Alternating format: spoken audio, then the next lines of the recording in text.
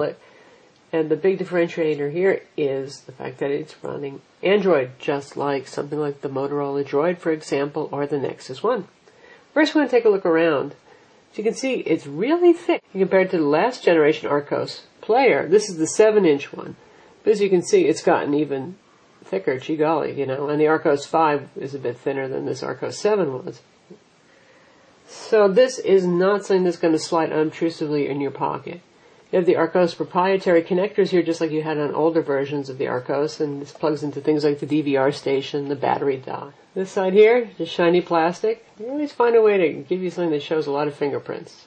Shiny metal back. This is not removable. There's a hard drive inside, a conventional spinning hard drive, and a battery that's not user accessible. Power button, volume buttons here. 3.5mm stereo jack, micro USB for transferring content to the player. And here on the back, you can barely see it, there's actually a little pop-out stand. This guy is really rough on your fingernail to pop out, but there it is.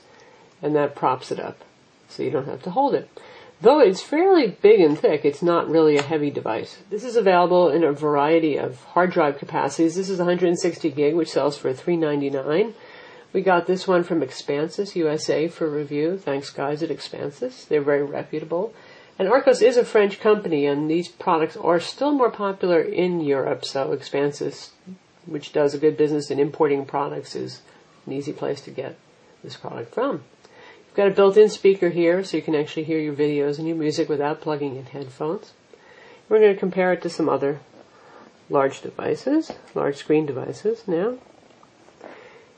This is a 5-inch display, really 4.8. We're going to compare it to, this is the HTC HD2, which has a 4.3-inch display. This guy's display is so large, it starts to almost negate the point of having something like this. But there are advantages to this. For example, this has 160 gigs of storage versus much less storage available for the HD2, and it has very good video playback performance. In fact, it's better than the HD2, the Nexus One, or anything else running on a 1 GHz Snapdragon. This guy runs on an ARM Cortex A8 CPU, and it has a dedicated 430 MHz DSP chip as well, and it really is super for playing video. We'll compare it to the iPhone 3GS here, and you've already seen it compared to the Archos 7. So when you take a look at the device, you'll see something that looks familiar if you've used Android smartphones before. You've got a variety of Android applications here, the same ones that you use on an Android phone. For example, here's Twidroid, here's Move, contacts, all that kind of stuff. So yes, you can sync this to Gmail to get your PIM data on board. This uses something called the Apps Lib instead of just the straight Android market. Archos has picked out applications that are compatible with the device. Why there would be a compatibility issue, I'm not even sure, other than the fact that this lacks a cell phone radio. This has Wi-Fi. It does not have 3G. So here we are on AppsLib, which again is their version of the Android market. It's similar. You can look at all applications or by category, like entertainment and communications. You can do search. You can update the applications you already have. There's a couple of other filters for, I guess, Archos approved, new apps, best rated, that kind of thing. So pretty much all the Google apps are here, but there's a few that are missing, and unfortunately one of them is Google Maps. This does have a GPS built in. There is a GPS application that after a trial you're going to have to pay for, and it kind of reminds us the way Archos used to nickel and dime you with their last generation players. You could have a lot of functionality if you paid extra for this plugin or that plugin or this hardware accessory or that one. So it's just a little bit of that going on here. So GPS, yes. Software for navigation, you're going to have to pay for it. Google Maps is not even available on the Apps Lib. So unless you find a way to transfer it from the Android market, maybe if you download it on your Android phone, that's how you get it. Also missing is the YouTube player, which is a little strange. So instead of using the old Archos custom web browsers, the old Archos devices ran a proprietary version of Linux and had custom browser solutions.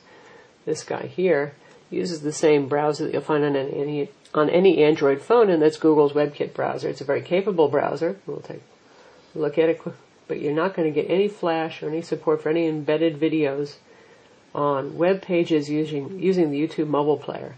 So here you have the standard Android web browser. This is an 800 by 480 pixel display. which is the same resolution, say, on a high-end phone, again, like the Motorola Droid, the Nexus 1, the upcoming HTC Incredible, but you've got 5 inches to view the web page, so it's much more viewable without having to zoom.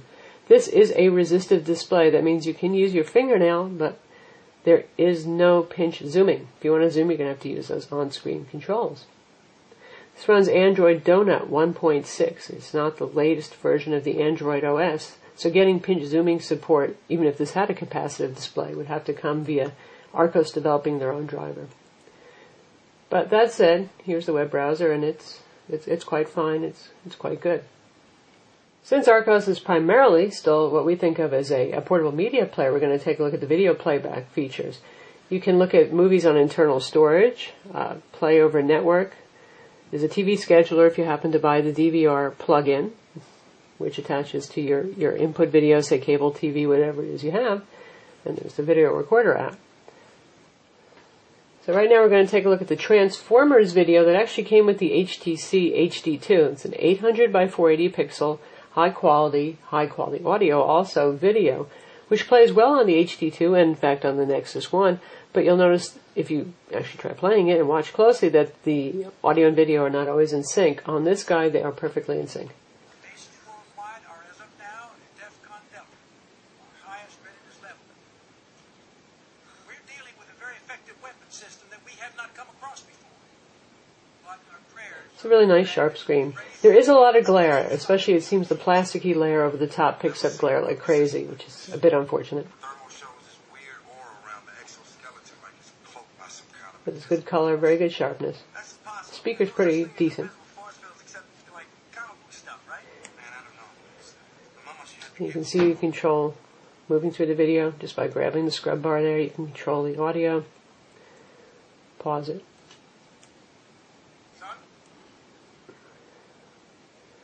So that's the video player. This supports MPEG-4. It does H.264. It makes you register the device before it'll actually start playing H.264. Again, that reminds us of the old days of Archos where you don't get all your plugins unless you register. But if you want to watch web TV, listen to web radio, and play H.264, which is very popular MPEG-4 encoding format, you do have to register a device. It doesn't cost you anything, though. Take a look at the music player. This does have very good audio quality through headphones.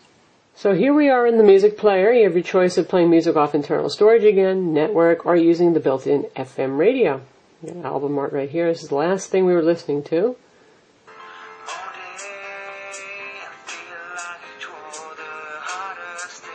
There's album art, obviously playback controls. You get the track name, the artist name. So in terms of Android applications, again, other than the missing YouTube player and maps, you've got pretty much all the normal stuff that you'd expect. The contacts, the calendar, you've got the gallery application, and all that. Other Archos add-ons include the web TV and web radio apps, which actually just handle streaming TV broadcasts and streaming radio. The TV broadcasts are not the most exciting. They're mostly government TV, even if you go and look at international channels, because these cover not just the U.S., but across the world. And some funny things like the Monterey Bay Otter camera, if you want to watch OtterCam. So right now, not the most exciting features. Pretty much what's exciting here is Android and the ability to add applications from the Android market. We're now up to about 38,000, and most all of those are addable here. And the really great video playback here, and it's also a very good music player too, with very good music quality. Again, this sells for about $400, and it's running on Android 1.6 with an 800 by 480 display. It has an ARM Cortex A8 CPU. And it's available with a bunch of different storage options, including some flash storage options, and some models even have a SD card slot. This one does not. I'm Lisa from Mobile Tech Review. Visit our website to read the full review.